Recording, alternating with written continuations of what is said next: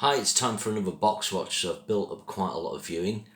I'll start off with documentaries, just a couple of those. So on Sky documentaries through my Now TV package, I watched Dart Kings. So this is a three-parter. Looks at Eric Bristow, Jockey Wilson, and Phil the Power Taylor, and looks at their impact on darts. Obviously, darts is quite a thing at the moment with Luke Littler, but obviously I remember these players from back in the 80s. Darts was like snooker, it became a big kind of working man's sport to watch. And I enjoyed this. I remember the personalities, so it was interesting to see some of the other players. Yeah, if you're interested in sport, check it out. It's pretty good, quite a lot of fun. There's likable characters in it. And then I checked out the Boyzone documentary. Again, this is available on Sky Documentaries. You can get it from Now TV as well. This is in three parts. What comes across from this is, it's that thing that Boyzone, a nice bunch of guys, but they don't possess much musical ability. They're a packaged thing. It's not something I have a lot of respect for. But Louis Walsh is an absolute twat. He's made them. He's made them what they are, and that's they owe him that. But he does not come across well in the documentary, particularly in regards to Stephen Gately and how the media treated him. But it's worth checking out. As they say, it's a shit business. So that's it. That's the only docus I've done. TV, Netflix, watched four things. No Good Deed. This is a comedy drama with Ray Romano, Lisa Kudrow, Dennis Leary. Good to see him in it. And various other strong ensemble. This was pretty good. It was quite an easy watch. It was quite funny. It's the sort of thing you can put on after watching an intense drama. They're only half an hour long, the episodes. So I wouldn't say this was great, but it was a solid 6, 7 out of 10. And yeah, it'd be interesting to see there's another series. There's only 8 parts this, so pretty easy watch. If you're just looking for something, bit of humour with a good ensemble cast, which was okay. Watched Black Doves. They're obviously trying to do their own slow horses thing, Netflix, with this. You got Ben Whishaw, you got Keira Knightley, Sarah Lancashire. I think I enjoyed this, but I think the big problem with this is the characters aren't very sympathetic. Basically, the Keira Knightley character is in deep cover, and what she's doing is like really shit in a lot of ways. Ben Wishaw's a killer, although he's got a moral compass, and Sarah Lancashire plays a manipulated boss. The plot's quite convoluted, but I'd watch another series of it. Like I said, it's no slow horses, but it was decent. It was set at Christmas, which was a bit weird, because obviously it came a little late. Then I watched Detectorist. Now, this is normally on BBC, and you'll get it on the iPlayer. But I had it on Netflix. My mates have been recommending this for years, and I really enjoyed this. This was a very it was like a cup of Horlicks at the end of the night. It's gentle humour. Really good ensemble cast again. Obviously Mackenzie Crook, who writes it as well, is really good. Toby Jones, brilliant. There's a lady out of EastEnders, forgetting the name of the actress, she's good. You've got Rachel Sterling, who appears with her mother, Diana Rigg in it, late Diana Rigg, and the various detectorists and various people that knock around with are really funny. This guy who's in Paddington, Simon, I've forgotten his second name, but if you watch the show, it's funny, it's gentle humour. And I think Mackenzie Crook really knows the part of the world he's from, and he brings that to life, and he did that with his Wurzel Gummidge adaptation as well. He's really got a talent for that, for sort of understanding where he's from and like how to bring that to life. And they always say, write what you know. I think he's done that. And then Cobra Kai, finishing the last few episodes of that. I was happy with how it ended. I'll miss it greatly. I'll probably watch the whole thing again. Just such a fun show. And just makes you feel just a great nostalgia. I just laugh constantly with that show. And the way it finished was pretty top. Then I've been watching Travellers as well. Again, this was a recommendation by a couple of friends. This is a time travel show. This is okay. I've watched series 1. I'm going to watch the rest of it because I'm quite enjoying it. It's kind of a 6, 7 out of 10. Very high concept, basically in the future. The future's fucked, we don't see that, but travellers from the future inhabit the bodies of people just before they're about to die. And then they're trying to change the 21st century to make whatever century they're from better. Erin McCormack's in it, who's at Will and Grace. The characters are good. It's quite funky. Apparently series 2 is better than series 1, so I quite enjoyed series 1, so we'll see. I've also started watching 0 Day, the Robert De Niro Netflix series. 3 episodes in on that. It's a bit convoluted. It started off better. I'm not sure if it's losing its way. Reviews are mixed, but it's got De Niro in. It's got a really good ensemble cast, but I'm not sure how much effective use it's making of that. Jesse Plemons, Lizzie Kaplan, Bill Camp, Angela Bassett, there's quite a few players in it. But I'd imagine, again, these episodes are about 50 minutes long. It's a 6 episode limited series, so I'm guessing it's limited. So, pretty easy to kind of plough through. So of that, other Netflix things, really, Cobra Kai, obviously, and then if you've not checked out Detectorists, you can get it through Netflix. You don't have to go for iPlayer. On Sky Atlantic, I watched this through Now TV. Lockerbie, this is the Colin Firth 5-parter. So it's interesting because some people won't remember the Lockerbie. They always say tragedy, but it's mass murder. People were murdered. This plane was blown up. And obviously people of a certain age won't have been born when it happened. But I still remember the night I got back home that day from college in Newcastle, back for the Christmas holidays. And then that happened, and that was all of the news. And I remember the film I watched after that night. I have these weird associations with Magnum Force, and that was kind of like my kind of first Christmas film I watched that Christmas period, I suppose. This is good. It's quite depressing because justice isn't done really, and the character Colin Firth plays the father. It eats up a lot of his life and has done. But it's well done. The acting's good, and it's we're not sure what happened really, whether the truth will come out, that's the TV. I've actually started watching White Lotus 3, but I'm only one episode in that, so we'll keep that till next time. So films, quite a lot of films. It's award season. I'll blast through these and I'll give you a mark out of 10. So at the cinema, I've seen A Complete Unknown, 8 out of 10. Great ensemble cast. Chalamet's brilliant. Norton's brilliant. The girl playing, sorry I've forgotten her name, Joan Baez, is excellent, as is Elle Fanning. This is really good. It's a decent music biopic. Chalamet may win the Oscar for this. The Brutalist, another Oscar contender. Enjoyed this, but it lost its way after the intermission. It's a 3.5 hour film about an architect. It doesn't seem that long. Acting's very good by Adrian Brody, Felicity Jones and Guy Pearce. Beautifully shot on 70mm, and may well win the Best Director Oscar, but I don't think it's a Best Picture winner. Then I went to watch Wicked. I was surprised I went to this, but it's got a lot of awards, so we're like, go on, let's go and see Wicked. And actually, I'm not into the songs, although Defying Gravity was really good, but I enjoyed this. It's very well done. Issues with cinematography on this, so I watched a YouTube feature on cinematography prior to going to see this, and I realised how bright everything is. There's just no texture. It's like you can see everything. But the acting's good. Cynthia Erivo's really good. Ariana Grande's really good. Michelle Yeoh, Jeff Goldblum. Other parts are well played. It looks great. She's got some really cool designs for the Emerald City, for the train that goes to Emerald City. Cynthia Erivo's got a fantastic voice, and she's got a really good style of singing. It's not too theatrical. She doesn't do horrible pronunciations. She's just like really solid. Very impressed. And a version of Defying Gravity, I think they might have tuned it down a half step, because I checked, and F sharp's a top note, and no one listened before it's an F. But no shame in that, because that's that bloody top note. That's fucking high. F5, I think it is. For those who know that. It's good. And I don't know why they couldn't all do it in one part, but anyway, they could win the Best Picture Oscar this, if they want to go for something popular.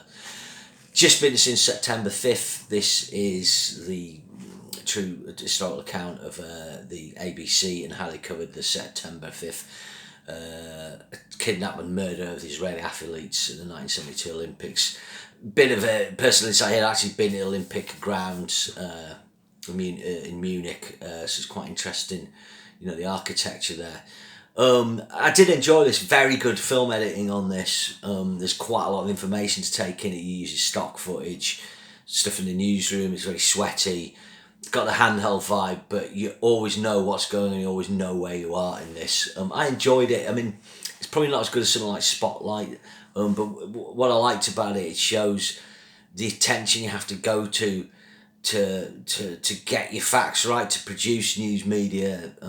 Obviously on things like YouTube, people are giving out opinions all the time, and people who work in professional journalism for the BBC and so on. And I know people at other BBC, they have to like corroborate things properly. And I won't tell you what happens with this because I didn't know this happened, but anyway, you know, sometimes things like the BBC go to press a little later than others, and I think that's kind of checking that it is factual. But obviously, there's always going to be disagreement with this.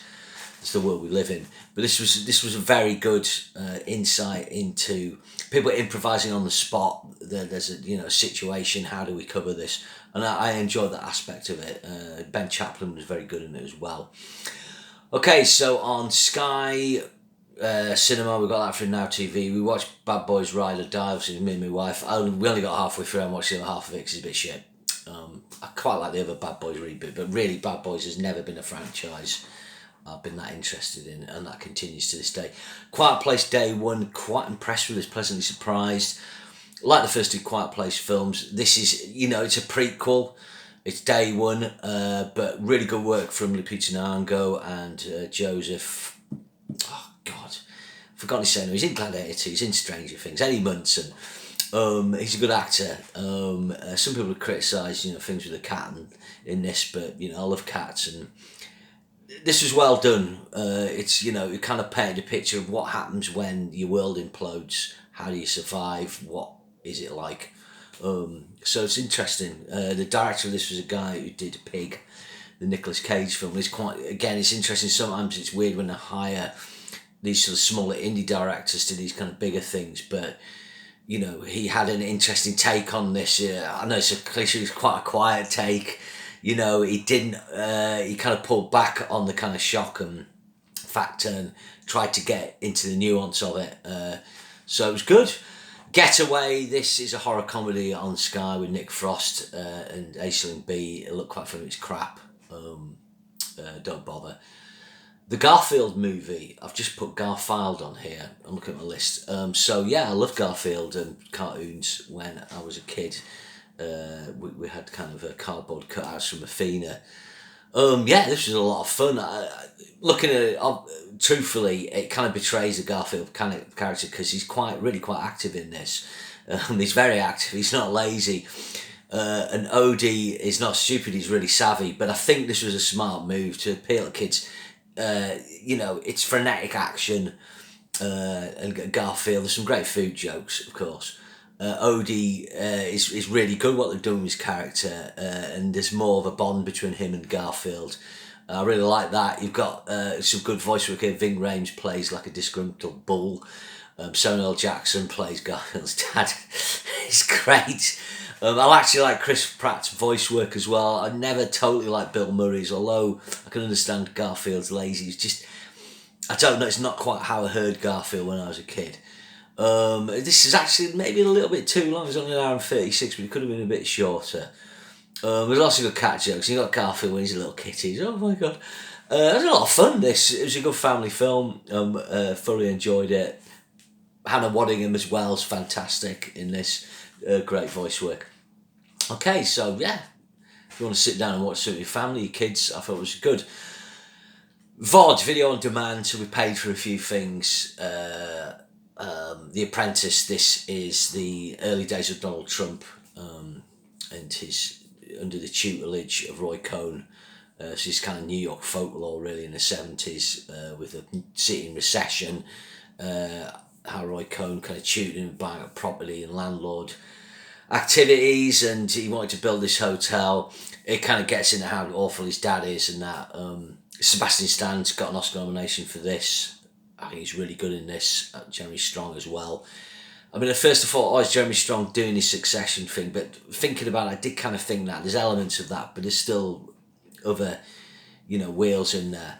but it's good. I mean, Trump, you know, if you like Trump, then you're probably not going to change your mind. If you don't like Trump, it'll just confirm every reason you don't like the man.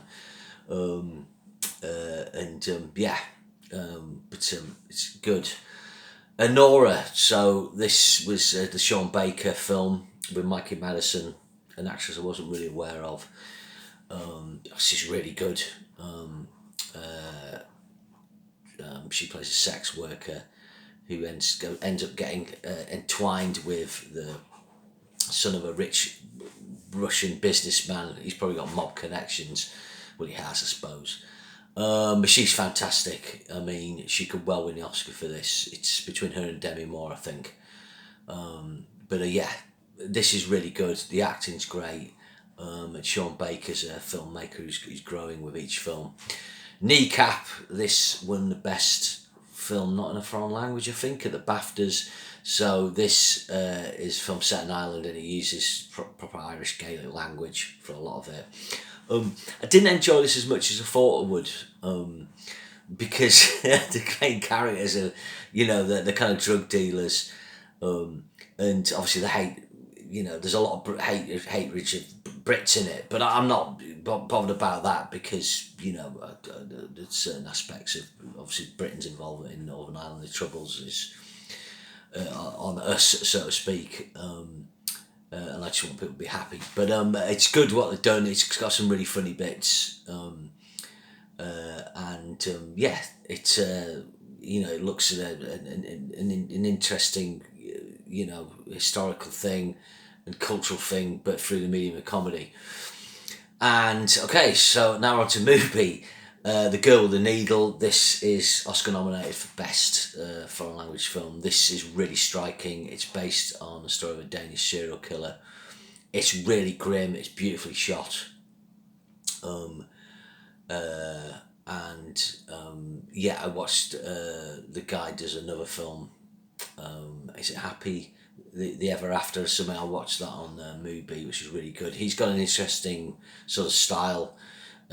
Kind of more objective, in a way. But this is really good if you get a chance to see it. But it's it's not a barrel of laughs. Another mental film I watched on Mubi is a film came out a few years ago called Lamb, which is an Icelandic Swedish film with Noomi Rapace in it. This is bonkers. I'll not tell you what happens. But if you've got Mubi and you want something a bit mad, a bit freaky, it's worth watching. I also watched a film called The Other Lamb on Mubi, which is kind of got elements of folk horror. Again, I enjoyed this. Michael Huisman plays like a cult leader called Shepherd, and he's got a group of women and younger women in his cult, but they start to rebel. And then I watched Bird, which is Barry Keoghan. This is I've forgotten the name of the director, but Andrea Arnold. She's really good. She did the film set in Glasgow, Red something or other. I've forgotten again. Sorry. And there's a woman, Michael Fassbender. She does neorealism like Ken Loach, but she's got a bit of kind of magical realism, as they call it. But she just got that great feel for sort of impoverished communities, working class communities, getting into places, getting into the soul of things. This is worth watching. The acting's really good. The other thing on Netflix I watched, but this was a film, is something called Rebel Ridge. So the director of this did a film called Blue Ruin and Green Room, which I really liked. I didn't like this as much, but it was decent. But what was interesting about this, the main lead in this is a black British actor, and he was very good in it. His name escapes me, but he's very strong, powerful presence. And I thought, if Amazon were going to pick a person of colour to play James Bond, he could be really good. Because he's very striking looking guy, and he could knock 7 shades of shit out of people. So he was good. He carried the film very well. Rebel Ridge, it's worth seeing. I don't think it's the director's best film. And then there's The Gorge on Apple. I didn't really get this. It started off pretty good. I quite like the sort of rom-com start to it. But it just goes bonkers. It's just a real mashup. and no wonder it's gone to streaming. Really, I don't know how you'd sell this for, cinema audience, promote it. But yeah, check it out. It's got Anya Taylor-Joy and Miles Teller in it, Sigourney Weaver, Sean. No, it's not. It's Scott Derrickson. Sorry, he's a director who's done quite a few horrors. Okay, that's my box watch roundup for the last month. Well, no, it's piled up. I'll see you again. Cheers.